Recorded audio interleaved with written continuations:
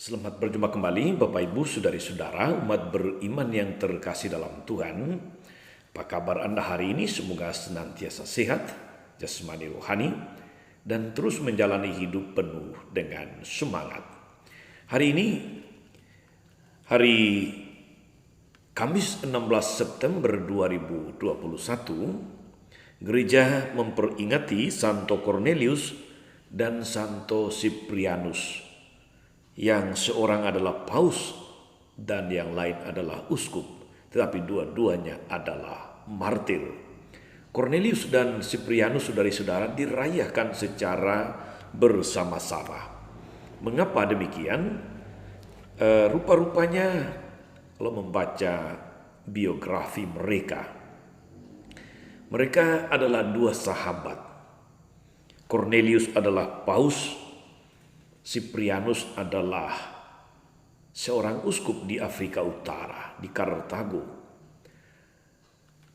Dua orang kudus ini yang menjadi martir, mereka sama-sama menghadapi situasi pergolakan dalam gereja akibat penganiayaan, tapi juga kemudian ajaran-ajaran sesat. Karena mereka bersahabat dan semangatnya sama menghadapi situasi yang sama, dan mereka saling mendukung untuk kesatuan gereja, untuk keselamatan umat Allah, maka mereka dirayakan secara bersama-sama. Saya Romagus CSR hari ini mengajak saudari-saudara merenungkan Injil Lukas bab 7 ayat 36 sampai 50. Dalam nama Bapa dan Putra dan Roh Kudus. Amin. Pada suatu ketika, seorang Farisi mengundang Yesus makan di rumahnya. Yesus datang ke rumah orang Farisi itu lalu duduk makan. Di kota itu ada seorang wanita yang terkenal sebagai orang berdosa. Ketika mendengar bahwa Yesus sedang makan di rumah orang Farisi itu, datanglah ia membawa buli-buli pualam berisi minyak wangi. Sambil menangis ia berdiri di belakang Yesus dekat kakinya, lalu membasahi kakinya dengan air matanya dan menyekanya dengan rambutnya. Kemudian ia mencium kaki Yesus dan meminyakinya dengan minyak wangi. Ketika orang Farisi mengundang Yesus melihat hal itu, ia berkata dalam hati, "Seandainya dia ini nabi, mestinya ia tahu siapakah dan orang apakah wanita yang menjamahnya ini. Mestinya ia tahu bahwa wanita ini adalah orang berdosa." Lalu Yesus berkata kepada orang Farisi itu, "Simon, ada yang hendak kukatakan kepadamu." Sahut Simon, "Katakanlah, Guru." Ada dua orang yang berutang kepada seorang pelepas uang. Yang seorang berutang 500 dinar, yang lain 50. Karena mereka tidak sanggup membayar, maka utang kedua orang itu dihapuskannya. Siapakah di antara mereka akan lebih mengasihi dia? Jawab Simon, "Aku sangka yang mendapat penghapusan utang lebih banyak." Kata Yesus kepadanya, "Betul pendapatmu itu." Dan sambil berpaling kepada wanita itu, Yesus berkata kepada Simon, "Engkau lihat wanita ini? Aku masuk ke dalam rumahmu, namun engkau tidak memberi aku air untuk membasuh kakiku. Tetapi wanita ini membasahi kakiku dengan air mata dan menyekanya dengan rambutnya. Engkau tidak mencium aku, tapi sejak aku masuk, ia tiada henti-hentinya mencium kakiku. Engkau tidak meminyaki kepalaku dengan minyak, tapi dia meminyaki kakiku dengan minyak wangi. Sebab itu aku berkata kepadamu, dosanya yang banyak itu telah diampuni, karena ia telah banyak berbuat kasih. Tapi orang yang sedikit diampuni, sedikit pula ia berbuat kasih." Lalu Yesus berkata kepada wanita itu, "Dosamu telah diampuni." Orang-orang yang makan bersama Yesus berpikir dalam hati, "Siapakah dia ini? Maka ia dapat mengampuni dosa." Tetapi Yesus berkata kepada wanita itu, "Imanmu telah menyelamatkan dikau, pergilah dengan selamat." Demikianlah Injil Tuhan. Bapak Ibu, saudari-saudara, umat beriman yang terkasih dalam Tuhan kita Yesus Kristus. Sikap dan pewartaan Yesus berbeda dengan sikap dan cara yang ditempuh oleh para ahli Taurat dan orang-orang Farisi, lain dari kebiasaan umum. Pokoknya Yesus beda cara dia mewartakan ajaran-ajaran Tuhan dan aplikasinya, prakteknya dalam kehidupan nyata. Apa yang sungguh menonjol yang membedakan Yesus dengan orang Farisi dan ahli Taurat itu adalah belas kasihnya yang luar biasa. Karena itulah orang-orang Farisi kemudian mempertanyakan kuasa dan kewenangan Yesus sebagaimana ditunjukkan dalam bacaan hari ini dalam Injil khususnya. Walaupun mendapatkan pertentangan, Yesus toh tetap mewartakan kebaikan, mewartakan kebenaran Allah. Saudari-saudara, umat beriman terkasih dalam Tuhan, penginjil Lukas mencatat dan merekam peristiwa yang terjadi di rumah Simon orang Farisi, kemudian membagikannya kepada kita dalam Injilnya. Orang-orang Farisi tidak menaruh simpati, tidak menaruh empati kepada wanita berdosa dan kelas kakap ini. Bukan hanya kepada wanita ini yang diceritakan dalam Injil, tentu saja kepada siapapun pendosa. Orang Farisi ahli Taurat selalu berusaha menghukum dan menghakimi. Ini yang berbeda yang dilakukan Yesus. Yesus menempuh cara yang tidak umum, yang tidak biasa. Dia tidak menghukum, dia tidak menghakimi, dia justru menunjukkan kasihnya yang luar biasa. Yesus tidak pernah menutup mata terhadap pengalaman masa lalu wanita berdosa ini. Juga Yesus tidak menutup mata terhadap masa lalu kita semua. Dia tidak menyangkal ketenaran wanita berdosa ini. Dia tahu betul itu.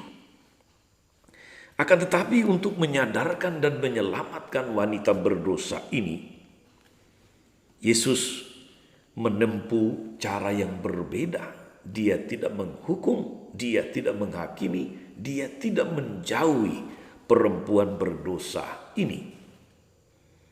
Yang paling penting bagi Yesus adalah melihat kenyataan bahwa sekarang ini perempuan ini menunjukkan penyesalan yang mendalam. Dia merendahkan diri dekat kaki Yesus. Dia menyeka kaki Yesus dengan air mata, dengan minyak dan sebagainya. Bahkan menyeka dengan rambutnya, lambang mahkota, martabat seorang perempuan. Yesus melihat jauh ke dalam hati wanita ini yang ingin berubah, yang ingin diampuni, yang ingin diterima kembali, yang ingin dipulihkan. Sebaliknya dengan orang-orang Farisi dan ahli Taurat, mereka justru menolak, mereka menghukum dan menghakimi, mengucilkan orang-orang berdosa. Saudari-saudara, umat beriman terkasih dalam Tuhan, Yesus melihat apa yang tidak dapat dilihat oleh mata. Yesus melihat hati, dia melihat ke dalam. Dia melihat ada penyesalan, ada niat untuk berubah, untuk bertobat.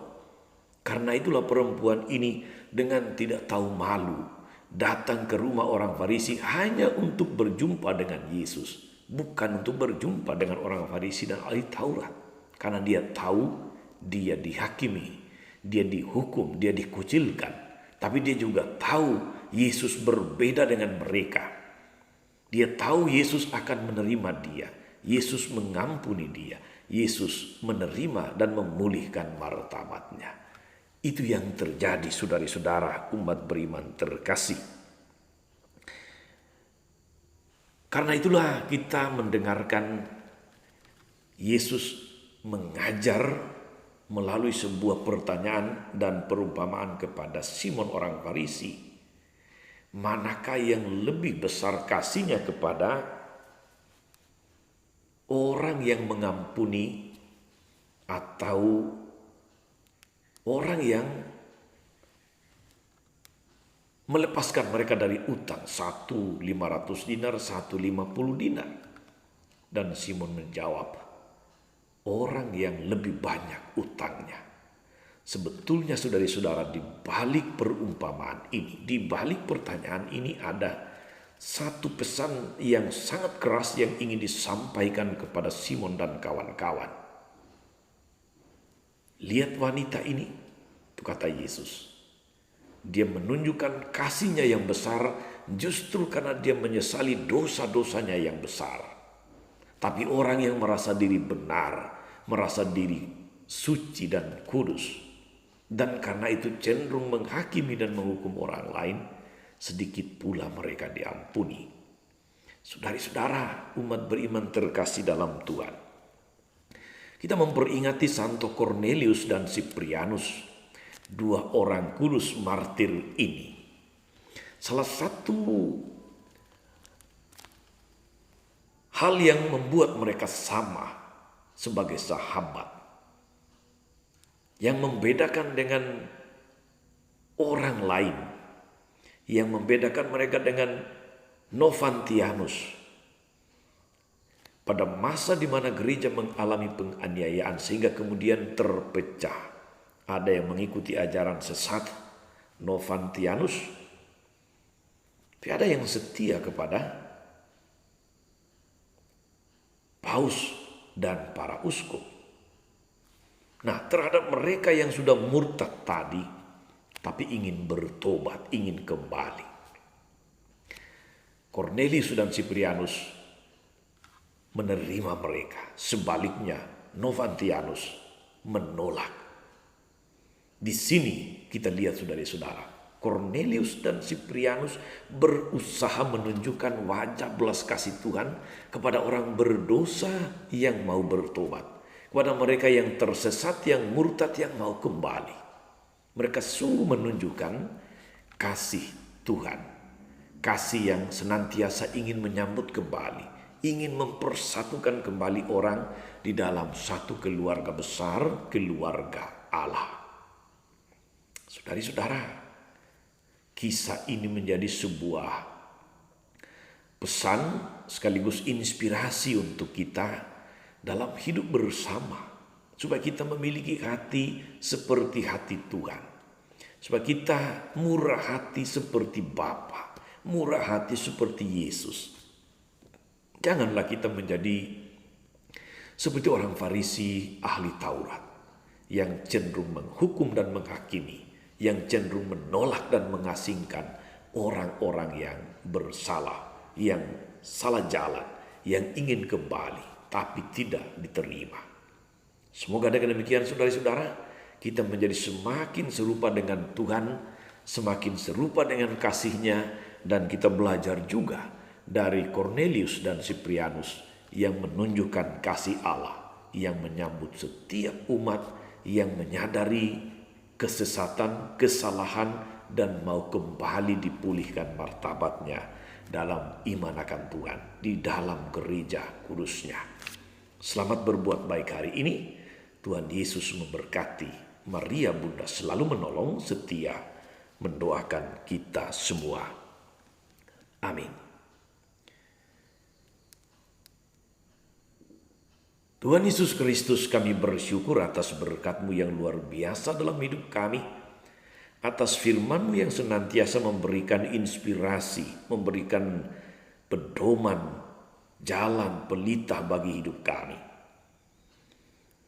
Engkau mengharapkan agar kami memiliki hati yang penuh belas kasih seperti hatimu, yang menyambut setiap orang yang mau bertobat, yang mau kembali kepadamu, yang mau bersatu denganmu, yang hidupnya mau dipulihkan olehmu.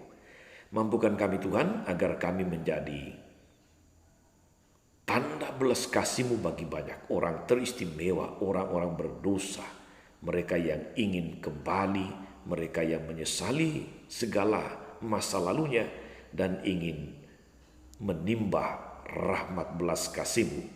Terpujilah Engkau Tuhan sepanjang segala masa. Amin.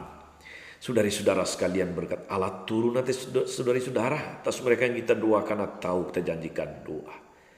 Mereka yang sakit dan menderita, segala rencana, karya, dan pelayanan hari ini, Bapa dan Putra dan Roh Kudus. Amin. Jangan lupa like, subscribe, nyalakan lonceng notifikasinya. Salam 52, Tuhan memberkati.